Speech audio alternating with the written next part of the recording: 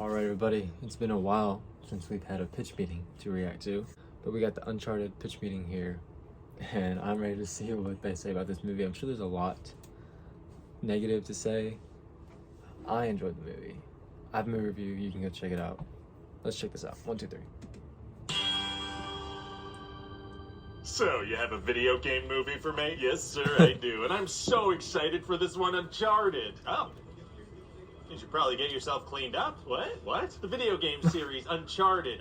We should make a movie about it, I think. Oh, yeah, that made money. Yeah, so now we can too, maybe. That's like my whole thing. How'd you know? I just thought you'd be into that. I frickin' am. Let's do this. Amazing. So who'd be a good fit to play Nathan Drake, the main character?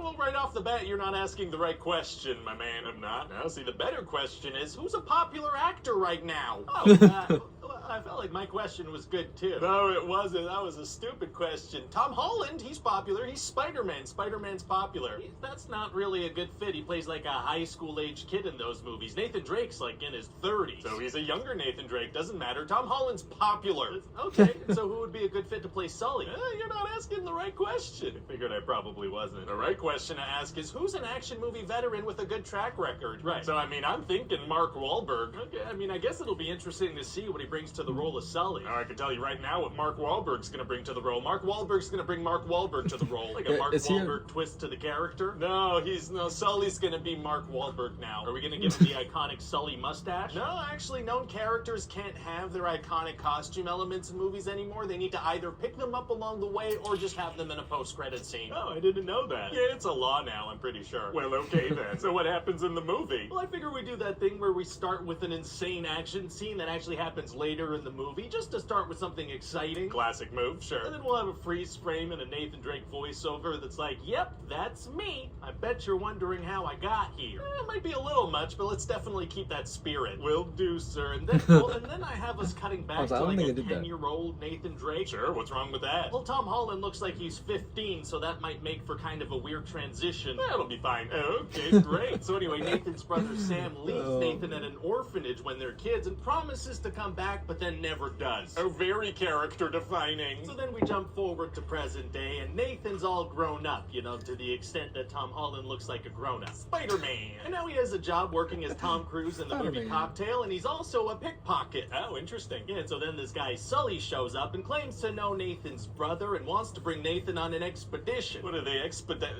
what's the expedition? Well, there's a friggin' treasure hidden by Ferdinand Magellan and his crew. It's like billions of dollars worth of gold. Oh boy. And so to get to that treasure, they need this old golden cross that's actually a key. Oh, old people love things that look like other things but are actually keys. They sure did, sir. So Nathan and Sully go to this auction, but there are some bad guys there that also want the cross. Oh, how come? Well, there's this one guy, Moncada, and he comes from the family that funded the Magellan trip, so he feels like the treasure is his birthright. Okay. And he has this ruthless mercenary, Braddock, working for him, and her whole thing is that she would also like the treasure. Understandable motivation, sure. So anyway, Nathan and Sully managed to get the cross, and now they gotta go to Barcelona. Oh, how come? Well, Sully has this contact, Chloe Fraser, and she has this other cross, because you need 2 of them to enter this crypt. And what's her deal? Oh, she's a very good pickpocket, sir. Oh, she also wants the treasure. She's so good, she steals the cross out of Nathan's closed backpack without even getting close to him. What? How? She's so good, sir, he didn't even notice. But physically, how did she get a cross out of a closed bag from a distance? By being one of the best in the game, baby. Alright, well, cool, I guess. It's very cool, sir. She double-crossed him for some double crosses. Oh, wordplay. So then they managed to convince her that they all need to work together, but there's still gonna be a lot of backstabbing going on. Oh, stabbing is tight. Backstabbing. Yeah, wherever. I love all of it. Okay, so then what happens? The Da Vinci Code. Oh, yeah, the Da Vinci Code. We're getting all Dan Brown up in here? You know it, sir. They gotta follow these ancient clues that are hidden in plain sight in modern society. Very Robert Langdon-esque. Yeah, so this one entrance to an ancient crypt is inside an old church, and there's a vent connecting it to a nightclub. And nobody in 500 years ever went through the vent. That's what we're going with. And then there's this other keyhole in a Papa John's. What? In a Papa John's. Like a pizza place? Yeah, Barcelona's in Europe. Europe has pizza. Papa John's has pizza. Papa John's will give me money. This is a perfect fit. Okay, so there's an ancient keyhole in a Papa John's. Amazing. Yeah, they built a Papa John's around an ancient keyhole. Never look behind it. Just put a Papa John's right there. Yeah. They just put some glass in front of it so it was still easy to find, but never did anyone wonder what was behind there. That makes total sense to me. Great. And so then there's going to be this action scene where Nathan and Chloe are almost drowning down in the crypt, and the Papa John keyhole can help them not drown. Okay. So Sully's got to access the keyhole, but that Braddock lady shows up at the Papa John. So there's a big Papa John's fight, and he throws her through the Papa John's glass. A very exciting action scene brought to you by Papa John's. Anyway, so later Braddock and Moncada are loading up this cargo plane, and Nathan and Sully got to figure out how to get on there. Is that going to be hard to do? Actually, it's going to be super easy. Barely an inconvenience. Oh, really? Yeah, see, they hide in the trunk of his favorite car, which he's bringing with him. How'd they get in there? Aren't there a bunch of guards? Oh, yeah, for sure. But they do this really clever thing where they sneak into the car off screen. Oh, it's amazing the kind of stuff you could get done off screen. It really is. So then there's going to be this big twist on the plane when Braddock slits Moncada's throat. Oh, my God. Yeah, so there's blood everywhere because of what that does to a person. Oh, well, no, because we want that PG-13 rating. Oh, okay, so then he'll just have a dark, bloodless line that we won't even try to hide. Perfect. So now Braddock is the main antagonist of the movie. Very cool twist. So instead of the villain with the personal family connection to the treasure, it's the angry girl who was thrown through a window at Papa John's. Exactly. And so she tells her crew, hey, now that we have this guy's wealth, we can do whatever we want. That's not... Just because you murder someone doesn't mean you control all their assets. Yes, it does. Oh, okay, neat. So then there's going to be this big action set piece where Nathan and a bunch of cargo are falling off the plane. Oh, yeah, that's from the games. Exactly. An iconic moment from the games, except now people can't control the characters, which makes it more engaging. That makes sense. So anyway, eventually they get out of that situation, and Nathan figures out the coordinates for the treasure. Oh, good for him. Yeah, then Chloe steals them, but Nathan left decoy coordinates because he knew she was going to double-cross him. So she just takes off in the wrong direction, and she's not in the final act action stuff of the movie. That's right, she's gone. All right. And so then Nathan heads into this cave that nobody's been in for 500 years, even though it looks like the coolest cave that everyone would love to explore. And how does he plan on bringing several tons of gold out of there with him? Well, he's got himself a little speedboat. That'll do it. Yeah, so then on land, Nathan and Sully find Magellan's two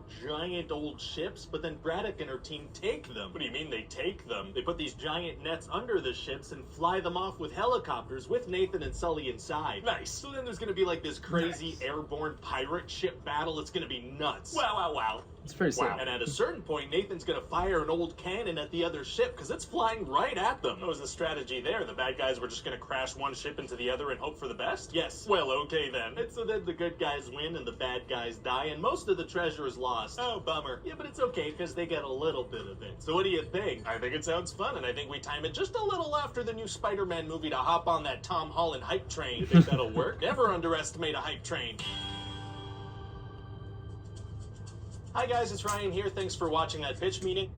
Yeah, the thing they say about the pickpocketing, like how she does without him being close to him, I feel like it had to been like almost like them sneaking into the car.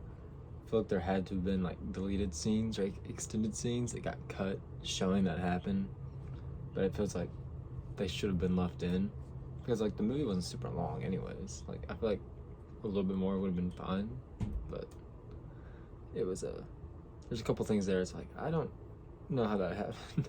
Like I said, I still enjoyed the movie quite a bit. I had the movie review, I got trailer reactions for Uncharted, and I'm looking to get the Steelbook. But so far, the only Steelbook available is on Amazon, and it's like $75. So like, that might be a pass if Best Buy and them don't get it, because like, that's a lot of money. But the Steelbook does look sick. So if you want to pay $75 for Uncharted Steelbook, hop on over to Amazon. I enjoyed this video. Let me know what you think about the video. Check out some other pitch meeting reactions I got on here. Leave a like, subscribe, and I'll see you next time.